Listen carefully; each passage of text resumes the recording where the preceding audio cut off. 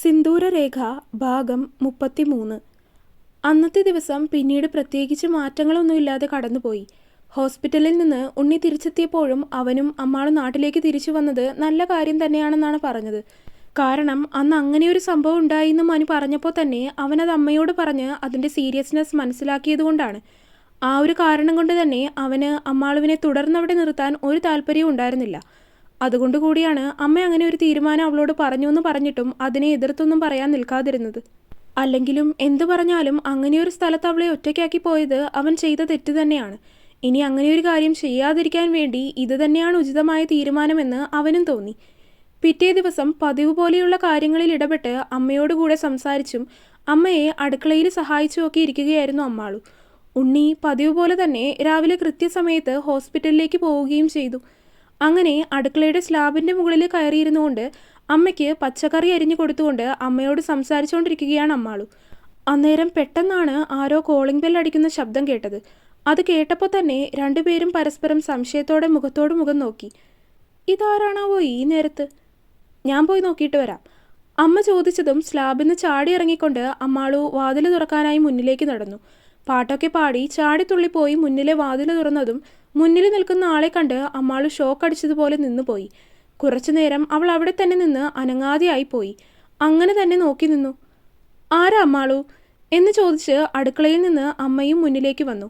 അവിടെ നിൽക്കുന്ന ആളെ കണ്ടതും അമ്മയും അവളും ഒരുപോലെ ഞെട്ടിപ്പോയിരുന്നു. മനു എന്ന് വിളിച്ച് അമ്മ സംശയത്തോടെ നോക്കിക്കൊണ്ട് മുന്നിലേക്ക് നടന്നു വന്നു. അമ്മ വരുന്നത് കണ്ടതും അമ്മാളു മുന്നിൽ നിന്ന് നീങ്ങിക്കൊടുത്തു.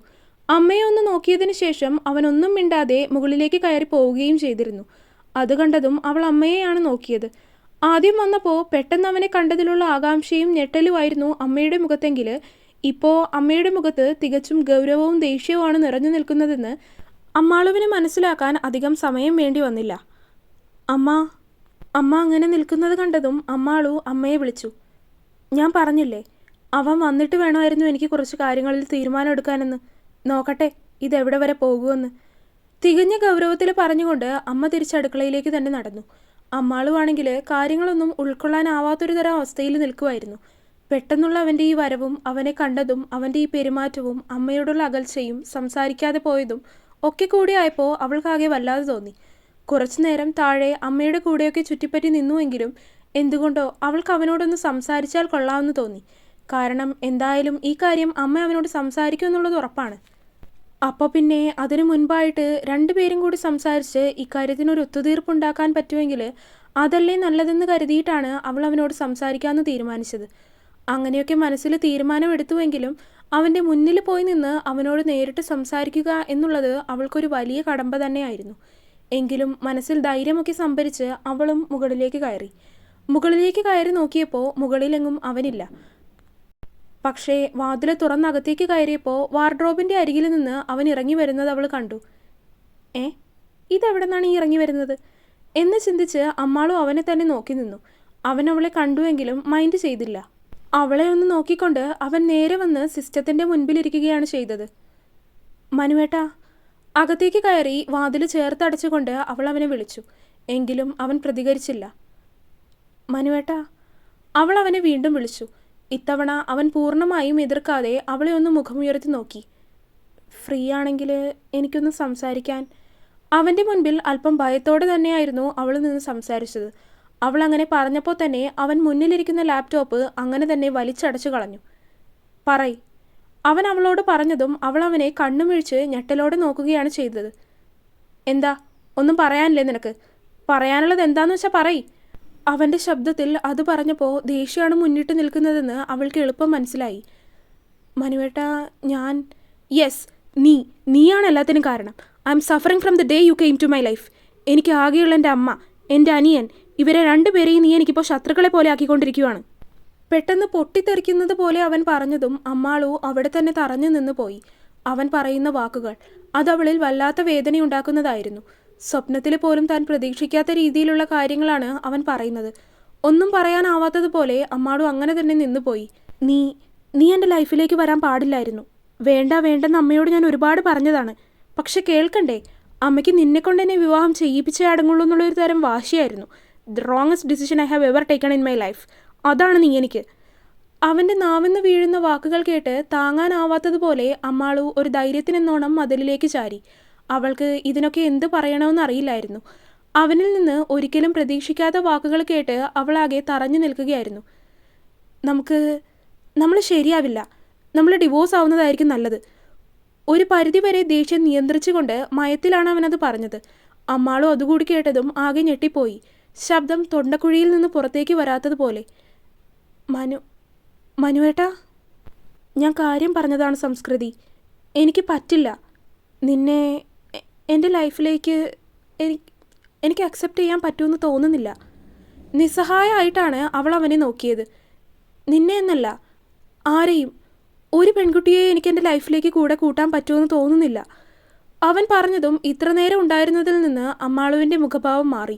ചുവന്ന് കലങ്ങിയ കണ്ണുകളോടെ അവൾ അവനെ നോക്കി. അവൾ അവൻ്റെ അടുത്തേക്ക് നടന്നു വന്നു. നിങ്ങൾക്ക് ഒരു പെണ്ണിനെയും സ്നേഹിക്കാൻ പറ്റില്ല അല്ലേ? അവൾ അവൻ്റെ മുന്നിൽ വന്ന് നിന്നുകൊണ്ട് ചോദിച്ചു. മനു ഒന്നും മിണ്ടിയില്ല. അവളുടെ കണ്ണിലേക്ക് തന്നെ നോക്കി നിൽക്കുമായിരുന്നു. പക്ഷേ നിങ്ങളെ അല്ലാതെ ഒരാളെ എനിക്ക് സ്നേഹിക്കാനാവില്ല. കാരണം അറിയോ നിങ്ങൾക്ക്? പറ, അറിയോ? അവൾ അവൻ്റെ ഷർട്ടിൻ്റെ കോളറിൽ പിടിച്ച് ഉലച്ചുകൊണ്ട് അവനോട് ശബ്ദം ഉയർത്തി ചോദിച്ചു. ഇന്നും ഇന്നലെയും തുടങ്ങിയതല്ല നിങ്ങളെ സ്നേഹിക്കാൻ. 10 വർഷമായി നിങ്ങളെ ഞാൻ സ്നേഹിക്കാൻ തുടങ്ങിയിട്ട്. ഒന്ന് കണ്ടിട്ട് പോലും ഇല്ലാത്തപ്പോൾ മുതൽ സ്നേഹിച്ചതാണ് ഞാൻ നിങ്ങളെ. അറിയോ നിങ്ങൾക്ക്? അത് പറയുമ്പോൾ അവളുടെ കണ്ണുകൾ നിറഞ്ഞൊഴുകുന്നുണ്ടായിരുന്നു. ശബ്ദം പലപ്പോഴും പതറിപ്പോയി. എങ്കിലും അവൾക്ക് പറയാനുള്ളത് അവനോട് സർവ്വശക്തിയും എടുത്തുന്നത് പോലെയാണ് അവൾ പറഞ്ഞത്. സംസ്കൃതി! അവൻ ഞെട്ടലോടെ അവളെ വിളിച്ചു. ഇത്രയും നേരം അവൻ പറഞ്ഞ കാര്യങ്ങളൊക്കെ കേട്ട് അവളിലായിരുന്നു ഞെട്ടലെങ്കിൽ ഇപ്പോൾ അവൾ പറയുന്ന കാര്യങ്ങളൊക്കെ കേട്ട് അവനിലായിരുന്നു ഞെട്ടൽ. എനിക്ക് നിങ്ങളെ അല്ലാതെ ആരെയും എനിക്ക് പറ്റില്ല മനുവേട്ട. അവൻ്റെ ഷർട്ടിൽ പിടിച്ചുലച്ചുകൊണ്ട് ദേഷ്യത്തിലാണ് പറയാൻ ശ്രമിച്ചതെങ്കിലും പറഞ്ഞു വന്നപ്പോൾ അവൾ പൊട്ടിക്കരഞ്ഞു പോയിരുന്നു. അവൻ്റെ നെഞ്ചിലേക്ക് മുഖം അമർത്തി അവൾ തേങ്ങിപ്പോയി. മനുവും ആകെ വല്ലാത്തൊരവസ്ഥയിലായിപ്പോയി. അവൾ പറഞ്ഞ കാര്യങ്ങൾക്കൊക്കെ എന്താണ് താൻ മറുപടി പറയേണ്ടതെന്ന് അവനും ഒരു നിശ്ചയമില്ലായിരുന്നു എന്ന് പറയാം. സംസ്കൃതി, മാറ്! അവൻ അവളുടെ തോളിൽ പിടിച്ച് അവളെ തന്നിൽ നിന്ന് അകറ്റി മാറ്റി. അവളോട് പിന്നീടൊന്നും പറയാതെ അവൻ മുറിക്ക് പുറത്തേക്ക് ഇറങ്ങിപ്പോയി. അമ്മാളു അങ്ങനെ തന്നെ മതിലിലൂടെ ഊർന്ന് നിലത്തേക്കിരുന്നു പോയി. മനുവിൻ്റെ കണ്ണുകളും ആകെ കലങ്ങി. അതുപോലെ തന്നെയായിരുന്നു അവൻ്റെ ഹൃദയവും. കലുഷിതമായ മനസ്സോടെയാണ് അവൻ വീട്ടിൽ നിന്ന് വണ്ടിയെടുത്ത് പുറത്തേക്ക് പോയത്. അമ്മാളു കുറച്ചുനേരം അങ്ങനെ തന്നെ ഇരുന്നു. ഇനിയും അങ്ങനെ ഇരുന്നാൽ അമ്മ തന്നെ അന്വേഷിച്ച് മുകളിലേക്ക് കയറി വരും. അതുകൊണ്ട് അവൾ മുഖം ഒന്ന് കഴുകി. കൺപോളകൾ വീർത്തിരിക്കുന്നത് അമ്മ അറിയാതിരിക്കാൻ എന്നതുപോലെ കൺമഷിയെടുത്ത് കണ്ണിൽ എഴുതിക്കൊണ്ട് പുറത്തേക്കിറങ്ങി വന്നു അവൾ. താഴേക്ക് വന്ന് നോക്കുമ്പോൾ അമ്മ ഹാളിലിരുന്ന് എന്തോ ബുക്ക് വായിക്കുകയാണ്. ഒന്നും അറിയാത്തതുപോലെ അമ്മാളു അമ്മയുടെ അടുത്തേക്ക് വന്നു. അമ്മ അവളെ ഒന്ന് മുഖം ഉയർത്തി നോക്കിക്കൊണ്ട് വീണ്ടും തിരികെ ബുക്കിലേക്ക് തന്നെ നോക്കി. കരഞ്ഞൊക്കെ കഴിഞ്ഞോ? അമ്മ ചോദിച്ചതും അമ്മാളുവിന് പിടിച്ചു നിൽക്കാനായില്ല. അമ്മയുടെ കയ്യിലേക്ക് മുഖം അമർത്തിക്കൊണ്ട് അവൾ വീണ്ടും തേങ്ങി. വേദനിച്ച ഹൃദയമാണ് അമ്മാളു അവൻ്റേത്. നേരെയാവാൻ സമയമെടുക്കും. നീ അത് കൊടുക്കണം. അവളുടെ തലയിൽ തലോടിക്കൊണ്ട് അമ്മ പറഞ്ഞതും അമ്മാളു അതേ എന്ന പോലെ അങ്ങനെ തന്നെ ഇരുന്ന് തലയനക്കി. പോട്ടെ, കരയാതിരിക്കുക. അമ്മ അവളെ തലയിൽ തലോടിക്കൊണ്ട് ആശ്വസിപ്പിച്ചു. അമ്മ അവളെ സമാധാനിപ്പിച്ചപ്പോഴും മനു പറഞ്ഞ കാര്യങ്ങളൊന്നും അവൾ അമ്മയോട് പറയാൻ നിന്നില്ല.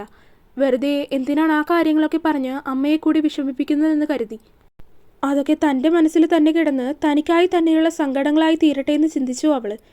അമ്മയുടെ തോളിലേക്ക് ചാഞ്ഞങ്ങനെ ഇരിക്കുമ്പോഴും മനു എവിടെയായിരിക്കും, അവൻ എന്ത് ചെയ്യുകയായിരിക്കും എന്നുള്ള ചിന്തകളെല്ലാം അവളുടെ ഉള്ളിൽ നിറഞ്ഞു വരുന്നുണ്ടായിരുന്നു. മനുവേട്ടൻ എങ്ങോട്ട് പോയതായിരിക്കും അമ്മേ? കുറേ നേരം അമ്മയോടൊപ്പം അങ്ങനെ ഇരുന്നപ്പോഴും അവളുടെ മനസ്സിൽ മുഴുവൻ നിറഞ്ഞു നിന്നത് അവൻ എവിടെയായിരിക്കും എന്നുള്ള ചിന്തയായിരുന്നു. അതുകൊണ്ട് തന്നെ അവൾ അമ്മയോട് അവൻ എവിടെയായിരിക്കും എന്ന് ചോദിച്ചു പോയി. ഞാൻ വിളിച്ചു നോക്കാം. അത് പറഞ്ഞ് അമ്മ മനുവിൻ്റെ ഫോണിലേക്ക് വിളിച്ചു നോക്കി. 1-2 തവണ വിളിച്ചിട്ടും ഫോൺ എടുത്തില്ല. അത് കണ്ടതും അമ്മാളു ടെൻഷനോടെ അമ്മയുടെ മുഖത്തേക്ക് നോക്കി. ഉണ്ണിയേട്ടനോടൊന്നും വിളിച്ചു നോക്കാൻ പറയ്. അമ്മ വിളിച്ചിട്ട് എടുക്കുന്നില്ല എന്ന് കണ്ടതും അവസാന മാർഗം എന്ന പോലെ അമ്മാളു അമ്മയോട് പറഞ്ഞു. ഒന്ന് മൂളിക്കൊണ്ട് അമ്മ ഉണ്ണിയെ വിളിച്ച് കാര്യം പറഞ്ഞു. അവൻ നോക്കട്ടെ എന്ന് പറഞ്ഞുകൊണ്ട് ഫോൺ കട്ട് ചെയ്യുകയും ചെയ്തു. കുറേ നേരം അങ്ങനെ അവനെക്കുറിച്ച് തന്നെ ചിന്തിച്ചിരുന്ന് ഒടുക്കം അവൾ അമ്മയുടെ തോളിൽ തന്നെ കിടന്ന് മയങ്ങിപ്പോയി. അവൾ ഉറങ്ങിയെന്ന് കണ്ടതും പതിയെ അവളുടെ തല ചരിച്ച് സോഫയിലേക്ക് കിടത്തിക്കൊണ്ട് അമ്മ എഴുന്നേറ്റു. അമ്മ അമ്മാളുവിനെ തന്നെ ഉറ്റുനോക്കി. ആഗ്രഹിച്ച് സ്വന്തമാക്കിയതാണ് അവളെ ജീവിതം. മനുവിനെക്കുറിച്ചുള്ള എല്ലാ കാര്യങ്ങളും അറിഞ്ഞു വെച്ചുകൊണ്ട് തന്നെ. ഒരുപക്ഷെ ഒരു പെൺകുട്ടി അവൻ്റെ ജീവിതത്തിലേക്ക് വന്നു കഴിയുമ്പോൾ അവൻ്റെ സ്വഭാവത്തിലും ജീവിതത്തിലും മാറ്റം ഉണ്ടാകും എന്ന് കരുതിയാണ് മനസ്സില്ലാ മനസ്സോടെയാണെങ്കിലും ഈ വിവാഹത്തിന് അവനെ നിർബന്ധിച്ചത്. പക്ഷേ താൻ എടുത്ത തീരുമാനം തെറ്റായി പോകുകയാണോ എന്നൊരു ചിന്ത അന്നേരം അമ്മയിൽ നിറഞ്ഞു നിന്നു. അമ്മാളുവിൻ്റെ മുഖത്തേക്ക് നോക്കിയപ്പോൾ അമ്മയ്ക്ക് ഒരേ സമയം കുറ്റബോധവും വേദനയും തോന്നി. ഒരുപക്ഷെ അന്ന് ഇങ്ങനെയൊരു ബന്ധം മുന്നോട്ട് വെച്ചപ്പോൾ അത് നടക്കില്ലെന്ന് പറഞ്ഞിരുന്നെങ്കിൽ ഇന്നിതൊന്നും കാണേണ്ടി വരില്ലായിരുന്നു. കുറച്ചു നേരം കഴിഞ്ഞപ്പോൾ ഉണ്ണി തിരിച്ചു വിളിച്ചു. അവൻ വിളിച്ചിട്ടും മനു ഫോൺ എടുക്കുന്നില്ലെന്നാണ് പറഞ്ഞത്. അതുകൂടി കേട്ടപ്പോൾ അമ്മാളുവിനാകെ ടെൻഷനായി. അമ്മേ, മനുവേട്ടൻ എവിടെയായിരിക്കും? അവൾ ആദിയോടെ അമ്മയോട് ചോദിച്ചു. അമ്മ അവൻ ഇവിടെ എവിടെയെങ്കിലും തന്നെ ഉണ്ടാകുമെന്ന് പറഞ്ഞ് അവളെ ആശ്വസിപ്പിക്കുന്നുണ്ട്. എങ്കിലും അവളുടെ മനസ്സിനൊരു സമാധാനം ഉണ്ടായിരുന്നില്ല. ഇതെല്ലാം താൻ കാരണമാണല്ലോ എന്നൊരു ചിന്തയായിരുന്നു അവളുടെ മനസ്സിൽ നിറഞ്ഞു നിന്നിരുന്നത്. സമയം കടന്നുപോയി. നേരം ഉച്ചയും കഴിഞ്ഞ് വൈകുന്നേരമായി. 7 മണിയായപ്പോൾ ഉണ്ണി തിരിച്ച് വീട്ടിലെത്തിയിട്ട് പോലും മനു തിരികെ എത്തിയിട്ടുണ്ടായിരുന്നില്ല. അമ്മാളു അപ്പോഴും ആകെ വിഷമിച്ചിരിക്കുകയാണ്.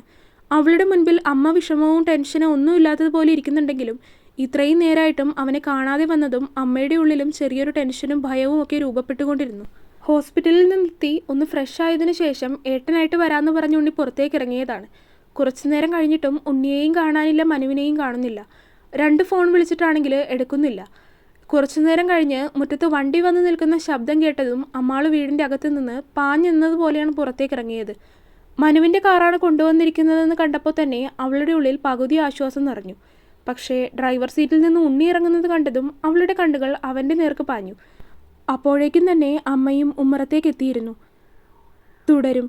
അപ്പോൾ വീഡിയോ കണ്ടവരെല്ലാവരും വീഡിയോ ലൈക്ക് ചെയ്യുക. നിങ്ങളുടെ അഭിപ്രായങ്ങൾ എന്തായാലും അത് കമൻറ്റായിട്ട് അറിയിക്കുക. ചാനൽ സബ്സ്ക്രൈബ് ചെയ്യാത്തവരുണ്ടെങ്കിൽ സബ്സ്ക്രൈബ് ചെയ്യുക. അടുത്ത പാർട്ടായിട്ട് നാളെ തന്നെ വരാം കേട്ടോ. അപ്പോൾ ബൈ.